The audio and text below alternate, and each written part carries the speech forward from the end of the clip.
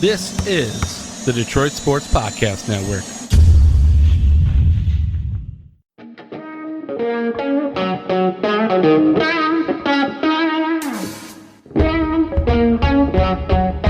The biggest icon in podcasting.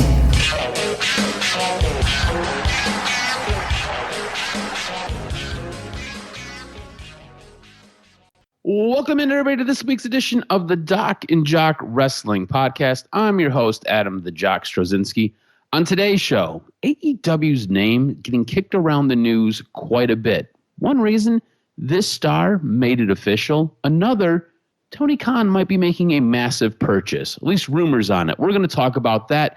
Of course, we've got WrestleDream this weekend. We're going to give you our predictions, going to take a look at what's happening with AEW, take a look at what's happening with WWE, helping me break it all down, sort it all out, and give you the best wrestling content there is. He's the one. He's the only. He is the Doc, John Macaroon. What's up, cuz? It was all a dream, a WrestleDream. Gonna watch some good wrestling on pay-per-view this Sunday, man. It's all good. I can't wait to talk about it. It's real interesting. Lots happening. Man, I think this broadcast might even sound better than AEW Dynamite. I'm going to try to mess around with the audio to make it so that when Adam... I'm going to try. We'll see. It's a teaser. I might do it. I might not. Listen throughout the broadcast. At some point, I'm going to try and fuck around with Adam's audio and make him sound like a robot, where he'll be like... MJF is going to win in a big capacity, and just fuck around with his audio randomly. So... crazy, cause it's 2023, and I love, honestly, I think one of my favorite things to do online is to just go around and complain about how people do their jobs. And when you're a major wrestling company, a TV company, or whoever the fuck was in charge of getting that audio right, I don't care if you're switching systems. I don't care if Tony Khan puts out an apology. You can't run a national television show that 1 million people are going to watch if you're going to fuck up the audio. It was so crazy to see that broadcast, and I think the best clip ever was of Christian Cage, because that was the first I caught wind of it, because I caught it in parts. I didn't see it in the linear way it was aired. I caught it in 5 different parts, all different. I skipped around. And to hear Christian Cage's robotic voice, I thought was crazy, man. This broadcast is going to be so much better, I guarantee it. Yeah, we're going to talk about the overall state of AEW, and we're going to touch on the technical difficulties that they had this week on Dynamite. We're going to get to all of that when we get into AEW. I do want to kick it off with WWE, though, and I want to start with Raw. One reason, it's kind of the first show of the week. 2, it just kind of, I think, sets the tone for what wrestling could be for the week, whether it could be good or whether it could be the shits. And I thought, we got a pretty decent Raw. If I'm being completely honest, I thought Raw was probably the best show out of everything we got this week. And again, it feels like it's carried by Nakamura and Seth Rollins. As I was watching this kind of unfold this week on TV, I started to kind of ask myself, and I felt like WWE was beginning to almost paint themselves in a corner, almost set this upcoming match at Fastlane up between Nakamura and Seth Rollins, where they're going to have a last man standing match. To me, it feels like Nakamura has to beat Seth Rollins and win the WWE Championship. It feels as though WWE has painted themselves in such a way and put themselves in such a corner where if Nakamura doesn't come out the champion, I don't know what's next for him. I feel like at this moment in time, Seth Rollins obviously could withstand a loss. Seth Rollins is great. He could handle losing this championship. But it feels like Nakamura it feels like they pushed all in with Nakamura.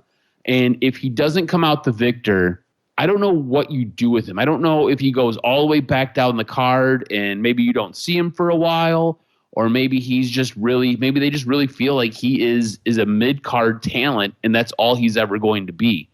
To you, does it feel like WWE has kind of handcuffed themselves with this storyline? And does it feel like it is go for broke with Nakamura, or does Seth Rollins possibly come out the winner and everything's okay for Nakamura?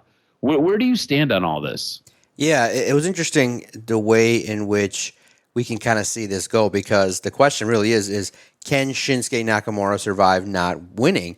Because he's been elevated, the way in which this character kind of needs it a little bit to kind of take him to the next level. but I just don't see I don't see Nakamura yet. One build up doesn't make a champion in my mind. So I'm just looking at it, and I'm thankful that he's getting a push.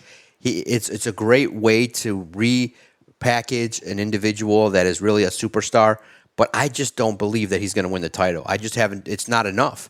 I know that what you're saying in that where do you go from here, but I think where do you go is he's an antagonist heel that is very frustrated and is upset that he's not getting his way and continues to wreak havoc in the WWE, but not yet. I think he's got a little bit more to go before he wins the title. Do you feel like this storyline specifically could do more with a little bit longer of a build? Because to me, what it sounds like you're saying is that it almost feels like it's culminating too soon for Nakamura. Yes. Like he needs to kind of go through a little bit more. We need to see a little bit more before he gets to this point. Anger built up, yes. Something happens where he's close to winning it, and the WWE or something, whatever happens, a factor that something wonky or something happens that triggers Nakamura into getting really upset and wreaking havoc, because that's really where it's at. It's been a great build, to be honest. Give the WWE credit for what they've done. It's an intriguing feud, and it's carrying an entire show, but you just can't, at the expense of Seth Rollins, who's having such a great run, you need him to be the champion in my mind. Yeah, I get exactly what you're saying, and it does feel like this could be better, and it could be more fulfilling if, I don't know, we had another month of it, maybe another 2 months. This has been the most interesting Nakamura has been since he's been on the main roster. Like they have hit all the right buttons. They have punched everything correctly. Just need more of it. Need it longer. Like Nakamura speaking Japanese, Nakamura seeming cerebral, seeming almost just fixated on Seth Rollins, and having to take Seth Rollins down is great character for Nakamura. So I do agree with you. A little bit more time would be better. I just don't know if he loses this match next week at the pay-per-view. I'm not sure what we do next for him. I don't know if we just continue this storyline, because sometimes it feels like we're beating dead horses with storylines. I don't know what they do after this. Now, Judgment Day has been roaming around all of Raw without Rhea Ripley. They've even showed up on SmackDown without Rhea Ripley. And really and truly, Monday Night Raw this week was again built around the Judgment Day. It was about Judgment Day. It was about Jey Uso. It was about Cody Rhodes. There was a lot going on. Dominic Mysterio had a match. I believe Damian Priest had a match. So you're getting a lot of Judgment Day, and you're getting a lot of it in bits and pieces. And it is feeling like it's lacking something, like it's missing something. I've already mentioned Rhea Ripley's not there. But does it feel like the Judgment Day kind of lacks a little bit of the it factor without Rhea? Like Rhea seems to be the one to kind of pull it all together. Would you agree with that? Does it feel like she is more of an integral cog in that group than maybe we originally realized and maybe we originally gave credit for?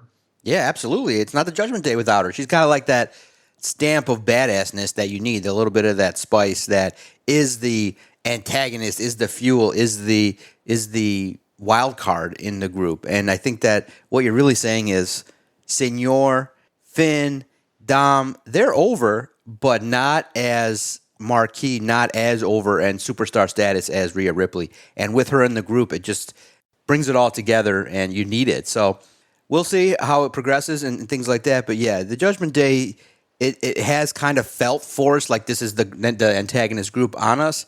But, for us, I think, for me at least, it's not the feuds that I'm most paying attention to. Yep, Dom's nasty, and he's a character that people boo. Finn Balor, you kind of feel like should go off with J.D. McDonough and do their own thing and can be a bigger star. And, I think Damian Priest is a superstar and needs an individual run. It just feels like, really, in the end, it just feels like the Judgment Day would be better if each individual part was separate and you could have 5 megastars. Together, it just kind of feels like it has a limit as to what they can do. Rhea Ripley does look the part, right? I feel like you see her in person, or you see her on the street, or you see her in character, and you're like, something different about her. She's a superstar. Like there's something about her. I feel like Finn has a look to him, but he's kind of a guy. Dom looks like a weird teenage kid who's going through his emo phase. And look, Damian Priest has a look about him too. He looks menacing. He's a big, tall guy, strong, fit, could probably go and do 1,000,001 things. I just feel like Rhea Ripley is kind of the seal, and she is kind of the zeal of that group. Like she is the one who cements them as being legit. Also, I think there's a little bit of a nice dichotomy when she's in the group and she's there, where they all kind of play off of each other, but everything kind of runs through her. Like she is the thread that kind of binds it all together and really makes it work. When she's not there, feels a little bit weird, feels a little bit off, feels like three dudes who are kind of like aimlessly wandering around. It's kind of like you remember that movie in the 80s, My Three Dads? Yeah. It's just like, it's what it kind of feels like. These are like three different dudes who are just kind of stuck together and they're just trying to work it all out. So it brings me to this question, because JD McDonough was incredibly impactful this week on Monday Night Raw. Was incredibly impactful in the storyline for Judgment Day. Damian Priest ended up getting beat up with a steel chair because JD McDonough got Finn to run into the ring. Dom followed, and then Damian Priest ended up probably taking the worst of it all in a backstage vignette, goes off on JD McDonough and basically tells him to get out of here. Doesn't care who he knows. He's not part of the group. But in the end, at the end of the night, this is the second time now where JD McDonough has come up clutch for the Judgment Day and the tag team picture and helping them win and retain their championship belts. So does JD McDonough eventually get the offer to join the Judgment Day? And does that happen relatively soon? Because it kind of feels like we're working our way towards that storyline, but I just don't know when we're going to get there and what's going to happen. And really, it feels like Damian Priest is the one who has to get sold. And in a lot of this, Dominic Mysterio doesn't ever really have an opinion on anything. Dominic Mysterio is a heat magnet and can hardly get his words out because he's drowned it out by so many boos. When it comes to backstage stuff, he's just kind of like, yeah, all right, whatever, guys, whatever you want to do. Doesn't really feel like he has a voice. Damian Priest is really the one who's like, I don't know about this guy. I don't want this guy. Finn, you want this guy. I do not co-sign for this. Does JD McDonough end up joining the Judgment Day? Does it possibly happen this upcoming week, or does it maybe happen at the pay-per-view? What are your thoughts on McDonough getting into the group with the Judgment Day and us adding another member to a group that, like I said before, it kind of feels like when it's just the dudes, it's a little bit aimless. When Rhea Ripley there, it really works. She's not there right now. So what do we do with JD? Yeah, if you decide to take one member out, Rhea, as she now is probably going to feud with some top ladies moving forward, you insert JD McDonough and you move forward. I think that, yeah, obviously the relationship with Finn is going to be great. I think that it will maybe add a little different layer as to what he can do. I think you need to definitely demonstrate some differences, maybe even more aggression or even more manipulative or more, sneaky kind of ways in which it's like, oh, the Judgment Day is doing stuff, but it's led by JD McDonough and Finn Balor. So I do think that I like JD McDonough, even though he's kind of a slighter cruiserweight type of look. He has that punchable face that you just want to get pissed off at and super kick. So I'm excited to see what he can bring to the table. He's been used pretty good, and the relationship with Finn Balor will prove to be very beneficial. But yeah, you got to spice things up a little bit because it just has the feel of the Judgment Day walks in and is like, we're the bad guys, so let's just act bad. And it's not as impactful in my mind. Yeah, no, you're absolutely right. It's kind of what it feels like. It's just like, hey, we're supposed to be heels, so we're going to go do some heel stuff. And check us out being heels. So yeah, it just, you kind of need a little bit more meat and potatoes maybe. It'll be interesting to kind of see what happens with JD McDonough moving forward on Monday Night Raw, because I do want to get into SmackDown. Was there anything else that caught your eye, or was there anything else that really grabbed your attention? Raw was interesting. I'm definitely curious with a couple different feuds, but overall, it was a good show. And like you said, it was very, very impactful moving forward into the build to Fastlane, which is interesting. I thought it was this weekend. I was like, oh man. But it's look, I thought it was this weekend too. I had to do I triple checked it. I was like, is Fastlane this weekend? No, it's next weekend. So yeah, same deal. Yeah, same deal. So I thought it was interesting. Anything else catch your mind moving forward as things go on. I think that I thought the Judgment Day main event was interesting with Kevin Owens, Sami Zayn, and all that, and then having the idea of Jey Uso saying I'm not doing it, and then having all the chaos at the end with Cody and all that. So it was interesting in my mind.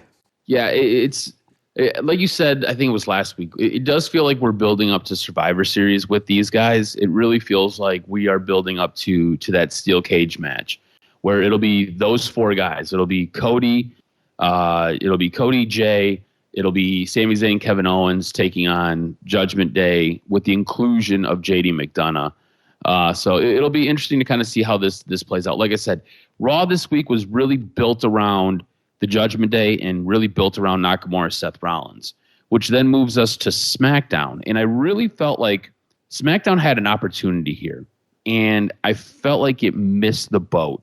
To me, SmackDown felt like it was a show that was kind of stuck in pause, waiting for John Cena to get there. It felt like the entire show, you could kind of breeze through. Now, you had some good action, but you could breeze through everything that you wanted to, that was in the first, hour and 45 minutes and go to the final 15 minutes and just watch the John Cena segment. And that was kind of what the entire show was waiting on. It was building to this crescendo. There was, like I said, good matches that kind of filled the time. Like the Rey Mysterio and the Santos Escobar match was absolutely incredible. Like, it was fantastic. But what you really were waiting on the entire night was John Cena to finally show up at the arena. He finally gets there, gets to the ring, and basically says what we all know. I don't have a partner for Fastlane. And out comes Jimmy and Solo, and they end up brawling. And this really felt like this was just kind of picking up where last week was supposed to go. LA Knight comes down, ends up running roughshod over Jimmy and Solo, which I thought was a little bit weird. I feel like at this point, Jimmy and Solo are on just a little bit of a higher level than where they have LA Knight. Like, all of a sudden, it feels like LA Knight has hit like a triple bonus and has like really leveled himself up. And now all of a sudden he's like a tier above Jimmy and Solo. Ends up running roughshod on them, throwing them out of the ring, and signs the contract. LA Knight, John Cena are now taking on Jimmy Uso and Solo Sikoa at Fastlane. I myself am intrigued by this because it shows that WWE has recognized that LA Knight is the real deal. Like, they are going to give him a bit of a push here. And by putting him in the ring with John Cena, they are doing that. But I don't really feel like we had a storyline to get us to this point. Like, why is LA Knight the guy coming out to help John Cena? LA Knight hasn't had any issues with the bloodline unless I missed something along the way, and I don't think I did. I just don't understand how we got here where LA Knight is the guy running in to help John Cena. Like, AJ Styles made sense. AJ Styles makes all the sense in the world. Anybody from the OC, kind of, you could make sense of it. LA Knight getting there doesn't make sense to me. What do you think about this? Like, where are you at with this? Because it feels like it has been very pushed. Like, I get that you want to give LA Knight a bit of the rub. You want to give LA Knight a bit of a moment here, and having him work with John Cena is really, they're testing him is what this is, because John Cena has the ability to give you a thumbs up or give you a thumbs down. And I think what they're looking for is for John Cena to give LA Knight the thumbs up after this match. But I feel like what we could have did was when Jimmy Uso and Solo were running roughshod on the back, they could have jumped LA Knight. And that right there would have been all the reason in the world for LA Knight to help join John Cena. But we didn't get that. I didn't see that. Like I said, unless I missed something along the way, which if I did, please fill me in. I don't know how we got LA Knight and John Cena together, and that's my big issue. I want to see both these dudes in the ring taking on Jimmy and Solo, but I don't know how we got LA Knight to this point, and I'm having a bit of an issue really stretching my imagination to get us there. What do you think about this? Yeah, it's interesting because we all knew it was going to come to this. It's a week delayed because of what happened with LA Knight. I think he will. I think LA Knight, and it's going to be just a situation in which you have the heels get over. Obviously, John Cena took a little bit of a rough beating, and now at the pay-per-view, you get LA Knight and John Cena working together, and you have a pop. So it's interesting in a way in which I don't think that really in the end John Cena needs to give the rub to LA Knight. LA Knight did the work. So I don't think that's going to be the main impact or anything like it. Obviously, you want LA Knight to hold his own and all that kind of stuff. But in the end, it's just kind of maybe a setup as to say, okay, how will LA Knight and John Cena work together should they get into a Survivor Series feud with the whoever it may be, or however it does moving forward. So I just think that this match will end up just being faces getting their opportunity to get one over on the bloodline. Yeah, I guess we'll see how this plays out. I guess my big issue is I'm not sure how we got from point A to point B. Right. And I just kind of want that fleshed out sometimes. If we're just putting a match together, this is like a live show. Right. I'm here all day for it. I'm here all day. But like we're building to a pay-per-view. I just need this fleshed out a little bit. I just need something to connect the dots for me. And it just feels like we went from, like I said, point A to point B, and now we're here. So I think SmackDown, like I said, it should be fantastic. It should be great. But SmackDown I just next week, out. SmackDown next week should do that, and has a chance to do that. I hope so. We'll see what happens. Was there anything else on SmackDown that really caught your eye? I thought that, obviously, like you said, the Rey Mysterio match was spectacular. It was good to see Charlotte and Bayley kind of nostalgia a little bit. It kind of had a quick ending, but I thought the match was good to see them again, and to have Charlotte cut that promo was good. She's like, you used to be top of the heap. Now you're not. And just harkening back to what you said about Raw, the one feud that I think is kind of corny is Ciampa and Gunther. That has me less than not interested, and I just think that it's like, okay. And we said that on a podcast recently where we said Gunther is just going to go through some guys now recently until the next guy, maybe Drew or whoever it is going to step up, LA Knight or whoever it's going to be. But right now, Gunther doesn't have opponents on his level, which is crazy. But SmackDown was good. It was entertaining. It had good flow. Everything went well. And I just think that Jey Uso doing his thing. The first opening promo was a little bit long, but it did set up the show in regards to waiting for John Cena to handle business. So I thought it was good to give the women some time. And it was funny that Bayley's like, yeah, Asuka, if you want to get into the match, go. Let's just do it. And it was just kind of funny to throw it out like that. He was like, she didn't say that. That's not what she said. I thought that was a really nice little touch too. It was a nice touch to a good show.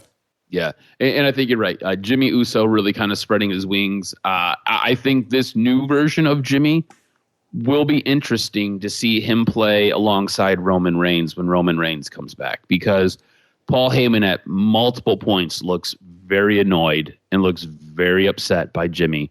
And again, doesn't ever seem like Roman Reigns officially allowed him back in the bloodline, but we're just going under the assumption he's back in the bloodline. So some interestingness there. We'll see what happens when Roman Reigns finally makes a return to SmackDown television. Let's get to AEW, because we started the show talking about a lot of stuff with AEW and a lot of the issues that AEW had. And I just want to kind of talk about the overall state of AEW and where it's at right now, because you have really bad audio technical difficulties on the program throughout the entire show.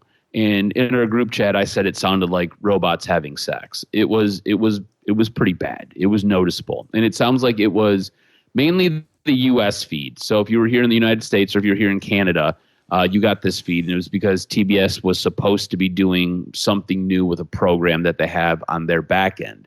At least that's what Tony Khan said, because he came out and apologized for it. I think there's a bit of a bigger issue with AEW right now, and it's not just the audio, and it's just not the timing issues of different programmings and just kind of the shows in general. I think overall, AEW right now is really suffering from having a lack of major stars that draw your interest. And a prime example of that is we're going to get into Dynamite, and Dynamite really centers around one guy, and that's MJF. You watch Dynamite, you're watching Dynamite to watch MJF. Now, look, Kenny Omega is fantastic, and you could probably catch him on Collision. There's a bit of a brewing story there with Chris Jericho and Kota Ibushi, and you've got everything going on with the Don Callis family, which includes Will Ospreay. But when you tune into these programs, it really feels like it is built around one guy. And we've already talked about AEW's bloated roster and how they've got a ton of people. And it just doesn't feel like people are getting utilized to the best of their potential, and they're not telling as good of stories as they possibly could. Like, Christian is a big deal, and Christian technically winning the TNT championship, that's a big deal. That's only on my radar because we do this podcast. Like, I would not care otherwise, right? And Christian is supposed to be a big deal and should be heavily featured. He gets a weird promo where he's got the audio difficulties going on in the back. And to be honest with you, I just was like, all right, whenever this could be over, that would be cool, you know? And again, some of it is pacing because there was a point where this week on Dynamite specifically, you had four promos, 4 talking spots back to back to back to back. No action to break it up. Nothing to really allow anything to breathe or to set in. You just kind of got stuff, and it had to get sandwiched in here because this is where we were going. So to me, it feels like AEW, from a creative standpoint, from a pacing standpoint, from a star building standpoint, and then you can work in the technical issues and the technical difficulties. It feels like AEW is back on this slide. And I feel like we were here probably 3 weeks ago. We were talking about how AEW really needs to step it up. And then I felt like we got like 1 or 2 programs where things were pretty good. And we're like, yeah, man, all right, now we're back on the horse. Let's go. And then it just kind of feels like you're taking steps back again. With AEW, it always feels like it is a company or a promotion that has all the potential in the world to do all the things, but for some reason always trips over its own feet when it's trying to get running. And it's a little bit frustrating. What are your thoughts on all that? Because I know I kind of laid a lot out there, but I'm just wondering if I'm the only one who maybe feels like this, or maybe I'm just being nitpicky. Like, am I being too harsh on AEW? No, because it's a major promotion that has a lot of money, a lot of attention, and you can't put out the basics of running a television show is having that television show run properly, and to be able to hear, to be able to understand, not have glitches, to be able to have things run smoothly. Too many missteps, too many minor errors that build up. And I look at it like, what the hell? And it's not appropriate for whatever television company that you're working with to let them do that to your show. So it's crazy. And you're right. Like I said, our main mission was and thesis was that after the biggest show of the year at Wembley, you're supposed to take off, and they haven't. And guess what's happened? It's kind of, in essence, parallels to Adam Cole. You build him up, things are going good, and he unnecessarily, unforced error, breaks his own ankle or tears ligaments and doing things, jumping off the ramp, which in the essence is, getting hurt doing your own thing, and it's just you can't have that. It's the biggest star in your company, one in which you had so many things going on, and and he shatters his leg running and jumping and stuff like that. And then the other thing that you're seeing is the women's division is taking a hit, and it coincides with a major star leaving, and it just feels like AEW is stagnated to the point where you have a big star, you have some mid-carders that are starting to elevate and be interesting, but it's like you're taking 2 steps forward with the storylines and the character development, but then 4 steps backwards with CM Punk, with losing talents, with issues, with storylines. And so that kind of situation with AEW is not sending things forward in a way that is going to be really positive for fans. And that's what it is. If you're appealing to the hardcore fans, you're not doing enough. And I think that you got to have a lot more stars. You got to have a lot. I mean, Miro, irrelevant. You feel like, okay, House of Black, stop and start. They're irrelevant. You have big stars that you could do a lot more with, and they just feel like they're stagnated, and it's like 1 step forward with intrigue and then 3 steps back with mistakes and errors, and you can't have that. Yeah, it's like constantly just you move forward, all right, move back further, move forward, move back further. It is incredibly frustrating as a fan to watch it. And look, I think when you have a professional, a guy like an MJF can carry you so far, and MJF can only do so much. And you did a really good job this week of building large parts of your programming around MJF, as you should, because that dude is the guy. Like, he is the guy. MJF went from being the dude who threw the towel in during the Cody Rhodes match years ago to being the dude. And he is a 5-tool player. And he got called out this week by Switchblade. I know you really enjoyed their war of words. I thought it was a lot of fun. I will be honest with you. I am generally I have John Cena-like PTSD when guys get in the ring with MJF. John Cena at any point can completely eviscerate you on the microphone. The guy is just a wizard with words. MJF cuts a little bit harder and cuts a little bit deeper because he has less things constraining him. MJF can pretty much go out there and say whatever he wants, whenever he wants. John Cena had to basically color within the lines. MJF does not. MJF murders dudes on the microphone. And Jay White is a guy who has been there, done that, done all these things. Jay White got murdered this week on the microphone. Jay White was just another notch in MJF's lipstick case. MJF crushed Jay White. What did you think of these two guys going back and forth? Because when Jay White came out, I was like, this is not the best way to help elevate a star. This is not the best way to really build a dude because MJF is going to go off.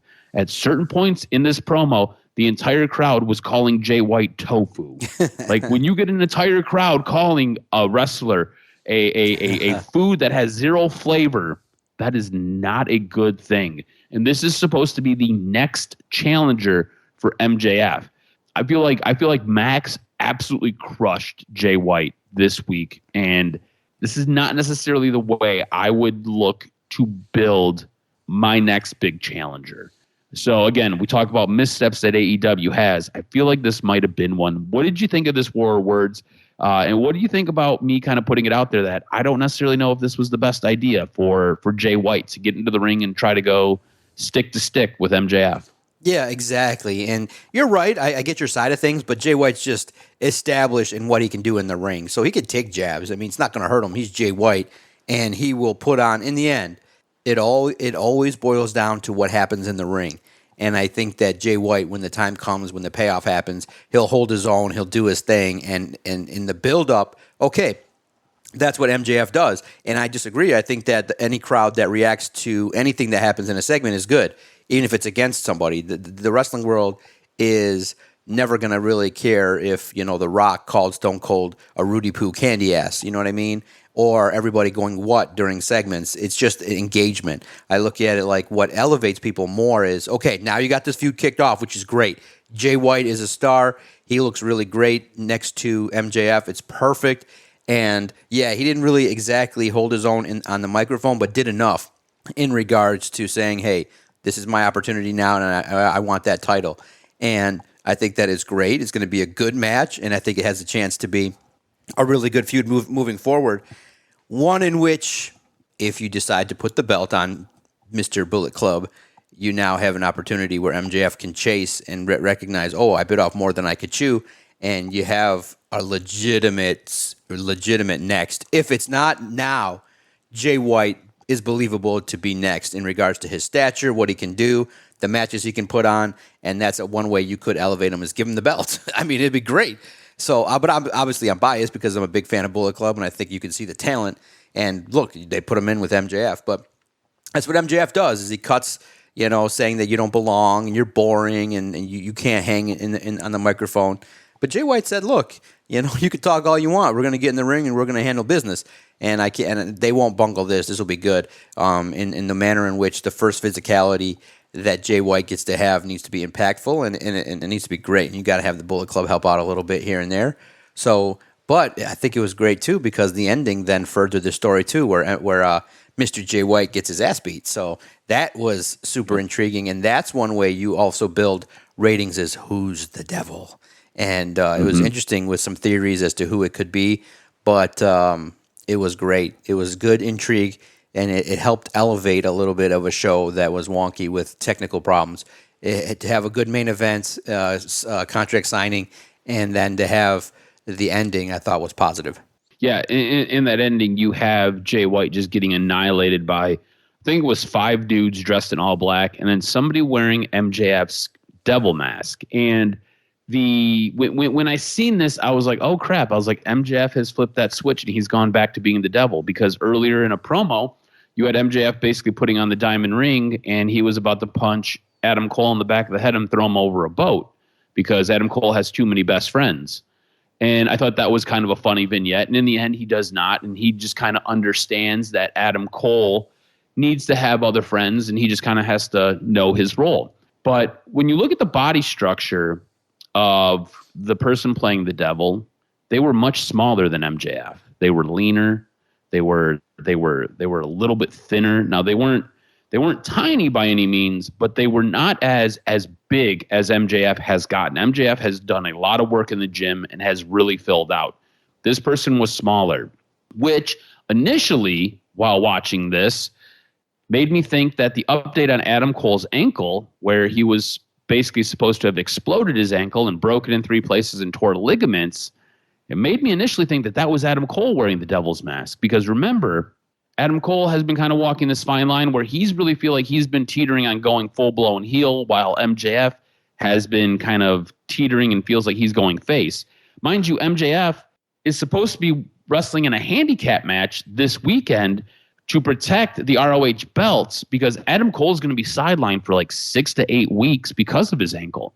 And I just don't know if this is storyline with his ankle being this messed up. Like, I think he hurt himself, but I don't know if it's as bad as he thinks, as everybody is saying it is, because I don't know how you hold on to belts for 6 to 8 weeks and just continue to have handicap matches. I don't know if that's allowed. I don't know if that's like a thing. You know, I mean, it's wrestling, so it's all made up and you can do whatever you want, but I've never heard of that, which leads me to believe that possibly Adam Cole could have been the devil in this whole thing. Adam Cole is pulling a little bit of a ruse. His ankle it's beat up, but it's not as bad as is said to have been. And maybe he is the one playing the devil, taking out Jay White, kind of on behalf of Max, to protect Max. Max has no idea what's going on. Maybe Adam Cole has now gone full-blown heel in the background. I'm not sure. They're playing a really interesting story here. But something else that somebody else it could possibly be is Edge.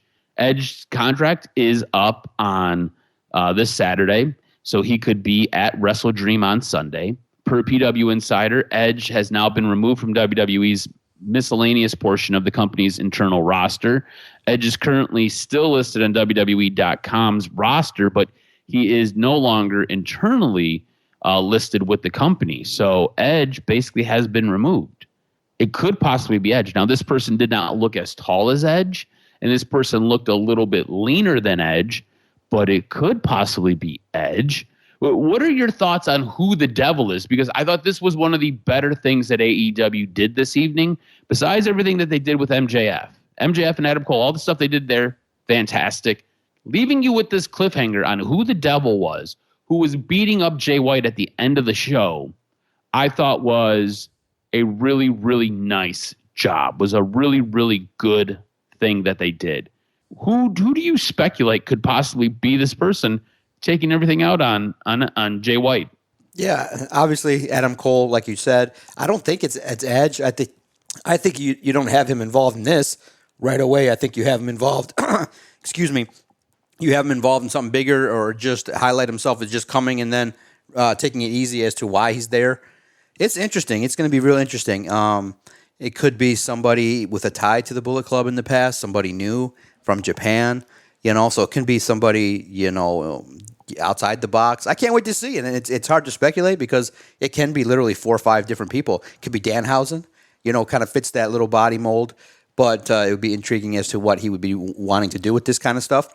So I'm intrigued, and it's very good because it allows you to go a myriad of ways. And I can't wait to see how they pay it off. Yeah, it'll be interesting. It gives you the opportunity to do a ton of things, to do a lot. So it'll be interesting to see what they actually do with this. Before we get done talking about AEW, I do want to shout out what I felt was the match of the night, what I thought was an incredible match and was given some time. And we were rewarded as viewers.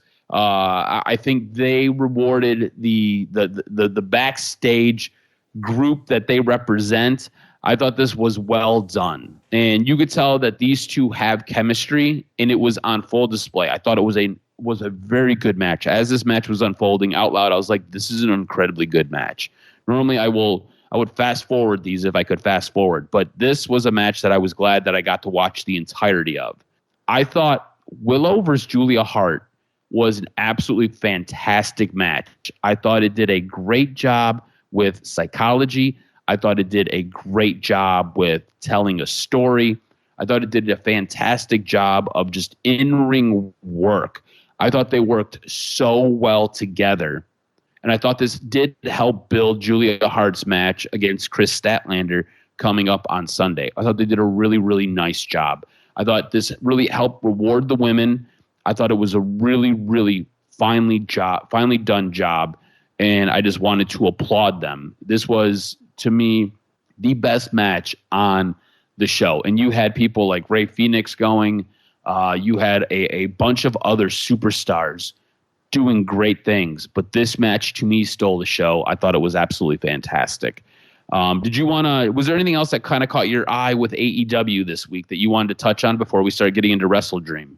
Nope, it was good. AEW did their thing outside of the technical stuff. I thought Christian Cage's promo was spectacular with Darby when you got to see it in the way in which you're supposed to be aired. So it's going to be good moving forward with some of the feuds that have been established in AEW. I'm looking forward to seeing where this stuff goes and some of the payoffs that are going to happen. And it just it's going to be real interesting, obviously. Takeshita looks just so badass with Don Callis next Dude, week. he looks awesome. He just looks like this is legit money, and let's make some money with this guy. So I highlighted that, and I just can't wait to see how the Kenny Omega and Chris Jericho pairing is going to play out. It was good to see the Young Bucks do their thing and handle business. So it'll be interesting to see how they progress moving forward, as they kind of have been taking a step back a little bit, but I still think they're relevant, but kind of in that upper mid-card kind of situation. But Takeshita is the real deal, and it's going to culminate in WrestleDream. I think it's a good card that's been set up. Yeah, WrestleDream should be a really good show. Let's get into it right now. Let's get into into our predictions here. We've got the Young Bucks versus the Guns versus Lucha Brothers versus Orange Cassidy and Hook. The winning team gets a future AEW World Tag Team Championship match. Who do you think wins this one? Man, it's interesting, right? How this tag team is going to go. And it's really interesting, too, with WrestleDream. A lot of people are talking about it. I think it's going to be intriguing. And I think that when I see this card, I am interested, and I'm maybe interested a lot in this matchup. It's tough to see, though, because I see so many possibilities. You know what I mean? It's just tough when I see these tag teams and how it's going to go. I look at it and I'm like, it's a head scratcher in regards to moving forward with everything going on. What do you think? And because I actually, when I looked at everything going on, I'm interested in the Bryan Danielson match, Christian Cage. This one, I don't know exactly which way is the best way to go. What do you think? Yeah. So, I think you've got teams here that you could make a case for every one of these guys, right? Like the Young Bucks, obviously. The Guns, I feel like they're getting a bit of a push, and they tell interesting stories. Do I think that they are necessarily worthy of carrying a championship? Maybe not at this point, but they're a great heel for any champion to go up against. Lucha Brothers are absolutely incredible. Yeah. Orange Cassidy and Hook are fan favorites. I think I'm going to go with the Guns because I think you could tell an interesting story with these guys. I would love for Orange Cassidy and Hook. That'd probably be my second selection. But I think that tag team might be too new. So it might be a bit of a hard story to kind of work into a match with some of the best tag teams like the Young Bucks and the Lucha Brothers. And again, the Guns are a very good tag team, and I think they are a very good heel opponent for any group. So I'm going to go with the Guns on this one. I'm just going to kind of take a flyer and see what happens. Okay, I look at it and I say, yeah, because I was the Gun. I could see literally, besides maybe the Lucha Brothers as being the least likely, I'm gonna stick with what we said just before we started previewing. I think it's gonna be the Young Bucks. You need to kind of get them back in the picture here and handle business. And I think what a way to get them going. Guns would be great and maybe are the odds-on favorite, but I think the Young Bucks working their way back and having a good match could do something here at WrestleDream. All right, yeah, I think that's a solid selection. You can't ever go wrong with the Young Bucks. Ricky Starks versus Wheeler Yuta. I'm going to go Ricky Starks on this one. I think Ricky Starks has all the charisma and all the ability in the world, and I think he gets a big win against Wheeler Yuta. Yeah, Ricky Starks, man. You got to give him some wins, if you know what I mean. He might be getting recruited, so you got to give him some wins in my mind. But if he loses, might be the signal that the recruiting might be working, so we'll see. Yeah, we'll have to see, because honestly, it does feel like he could be the next person to jump ship and head to WWE. Chris Jericho and the Golden Lovers, Kenny Omega, Kota Ibushi, taking on the Don Callis family, which includes Takeshita, Sammy Guevara, and Will Ospreay. How do you see this one playing out? Man, oh man. Will Ospreay, baby. He's going to do his thing. I want him to win it. I want him to be involved in everything awesome. Takeshita, give me the heels, baby. They do some bad things to these dudes.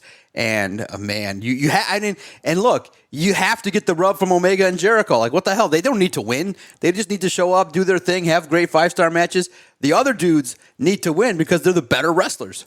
Yeah, and look, I think if you have Chris Jericho and the Golden Lovers win this match, the feud's kind of over. I feel like there's more meat on the bone here.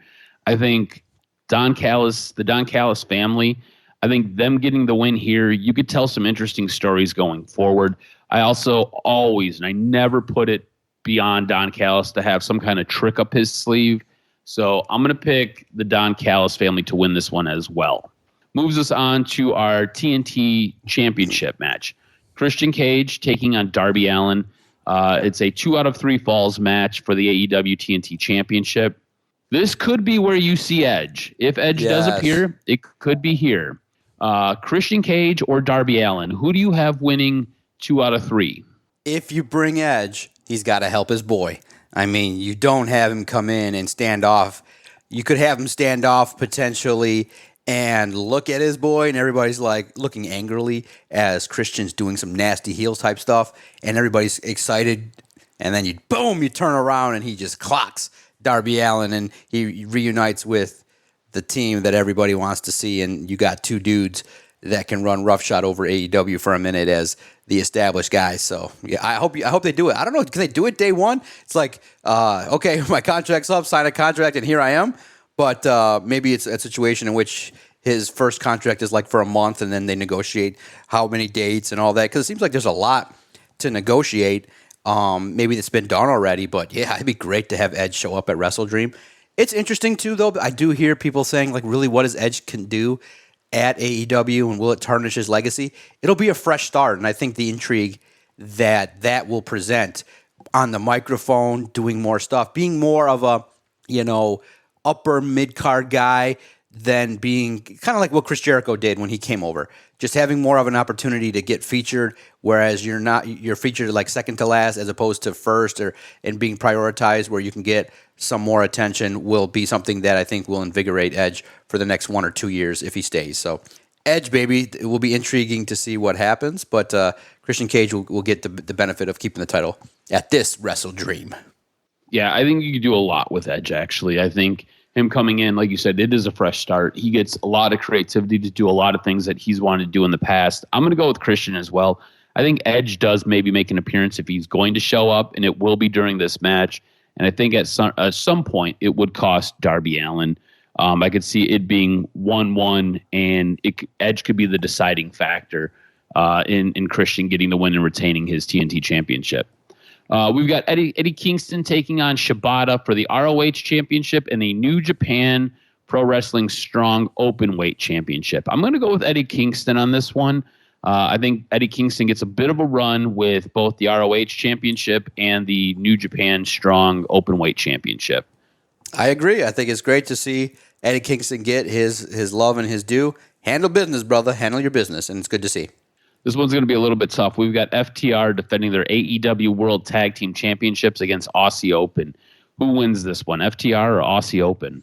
FTR, baby. They're handling their business. Aussie Open needs to continue their great work and exposure and everything that they do. FTR, baby. They're one of the best. I'm going to say FTR, but it's going to be very, very hesitant. Remember, I think it's Cash still has gun charges, and not really sure how that's playing out. Haven't really heard anything. If you were going to take the belts off of them, you could take the belts off of them now. But I'm going to go FTR just because I feel like they are the more over team. I feel like if Aussie Open was to win, what a way to help elevate yourself, right? What a way to help elevate yourself into a stratosphere by getting a victory over FTR and winning the AEW World Tag Team Championships. But I think FTR wins this. I think that's the booking decision. I'm only like 51% in favor of that, though. So it is very close for me. MJF versus The Righteous in a 2-on-1 handicap match for the ROH World Tag Team Championships. Now, this is a match where I could see The Righteous winning, them getting the belts off of MJF. A 2-on-1, it makes sense, right? It's a handicap match. You're putting a guy in there, and he's got to go against all the odds. It only makes sense for him to lose this match. But also a way to really help solidify who your champion is, who your AEW champion is, and a guy who is a complete badass for your company. The only bad thing is The Righteous are very new, and if you've watched any of the reactions, whether it be on Rampage on Friday night or the reaction on Wednesday night, it doesn't really seem like the crowd knows who the hell these guys are, and they do not get nearly enough love. This would be a good way to help springboard them a little bit and showcase them. All that being said, I think they go out. I think they have a fantastic match. I think they have a really good match working MJF. I think The Righteous will kind of continue to develop, and I think they will be a solid tag team. I think they're very, very interesting. I think they have a very interesting look. But I think MJF comes away with the victory here and retains his ROH tag team championships. Yeah, I agree. You got to do more, The Righteous. Interesting. A lot of people still don't know what they got going on. So, MJF, it'll be good, unique matchup, and it'll be interesting to see who the tag team, if MJF still retains, who will be the get the rub. So, I hope it's a good match. I hope The Righteous kind of get a little bit of the rub working with MJF, and to see what Adam Cole can do as maybe a bystander or as a guy sitting with crutches. So it'll be interesting to see how this matchup plays out.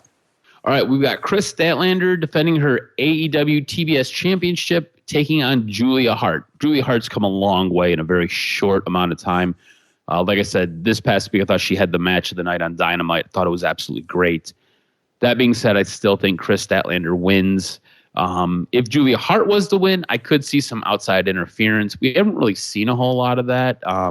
But I think Julia Hart, as good as she is, not yet ready for a championship around her waist. I think she's got a little bit more of a road to go. Like I said, match of the night this past week, though. But I think Chris Statlander retains her belt. Yeah, no doubt. That's a guarantee. Lock it down.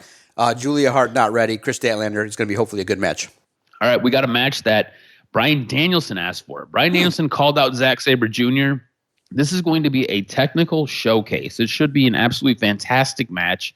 How do you see this going? Does Danielson win, or does Zack Sabre shock the world and beat Bryan Danielson? No, it's going to be Bryan Danielson, baby. Handling his business is going to be good, and I can't wait to see it. Zack Sabre, really up-and-comer, doing his thing, and everybody knows who he is outside of the U.S. I think you got to keep building up what he does on these shows, and I think Bryan Danielson takes this one down.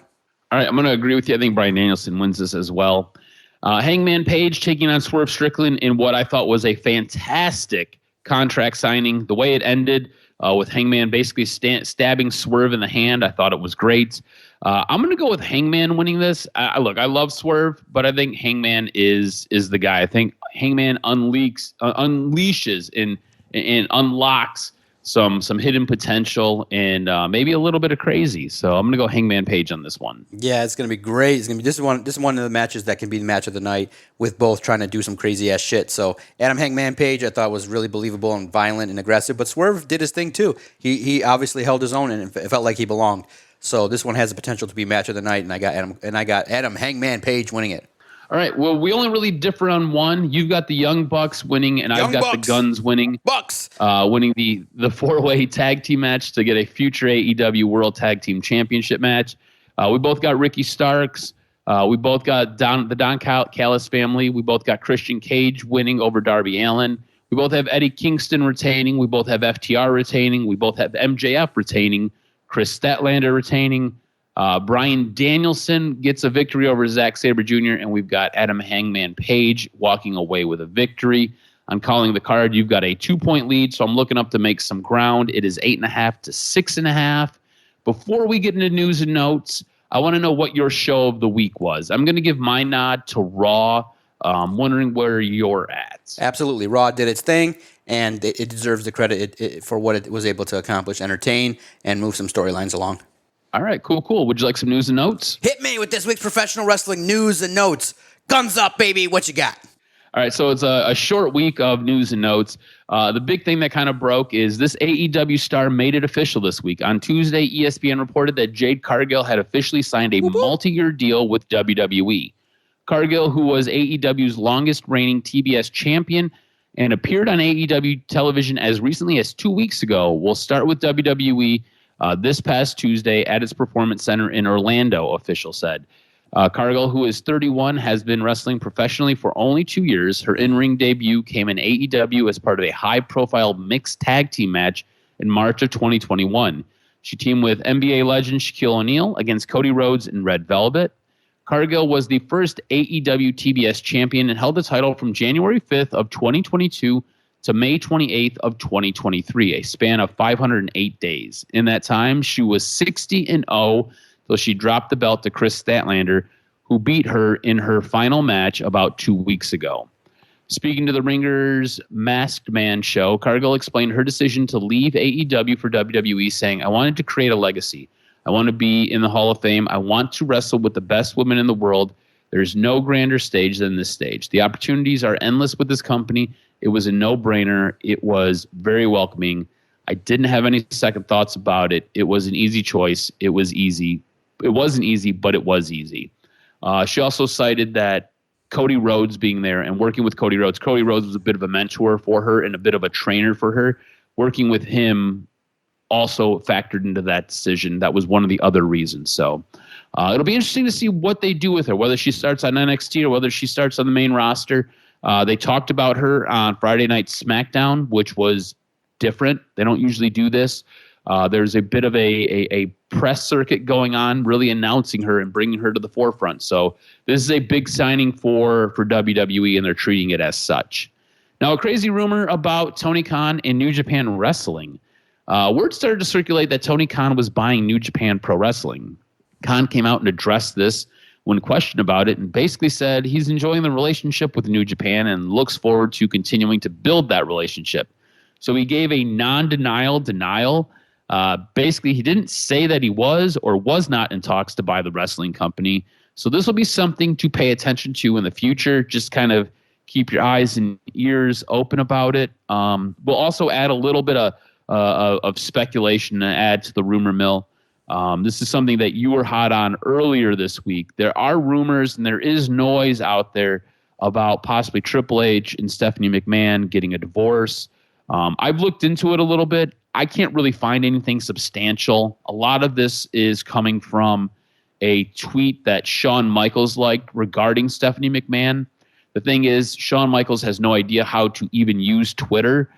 His Twitter is ran by a different company. So somebody from that company liked that tweet. Wasn't even Shawn Michaels liking that tweet. And there's been a lot that has been kind of just stacked onto this and kind of blown out of proportion. Something to watch. I'm not saying that it is a definite no because I can't say that for certain, but I also do not believe this is a real thing. But again, it's a rumor. It's out there. It was one of the things that was very, very hot at the end of last week and this week, and it was starting to pick up steam in the middle of the week, and then it seems like it's kind of died down a little bit. So just putting some rumors from the rumor mill out there for everybody to pay attention to. Not saying these things are facts, just saying these are what people are talking about, and just to be mindful of it because sometimes where there's smoke, there is fire. And that's going to do it for this week's Wrestling News and Notes. Fresh rumors. I like it. Make sure you follow Adam on Twitter at AdamRSTROZ. Follow the network at Detroit Podcast. Appreciate everybody's support that's been listening, engaging, commenting. If you've agreed or disagreed with any of our thoughts on the angles, hit us up. If you think Jade Cargill should debut on the main roster, let us know. It's always good to interact with the great wrestling community in Detroit. Just got word, Wednesday, December 27th, they're coming back to Little Caesars for an event. There's also an event in Saginaw in the day of the Chicago Bears-Lions game, so you can get into, if you're interested in seeing some live events for WWE, they're coming back. The Saginaw event, if you're interested and you're in that area, Flint, Saginaw area, that arena really lends itself to being up close. It's not that big. You can have an intimate night with the performers there, and it's interesting. I would have gone on that Sunday, but it's the night of a Lions game, so prevents me.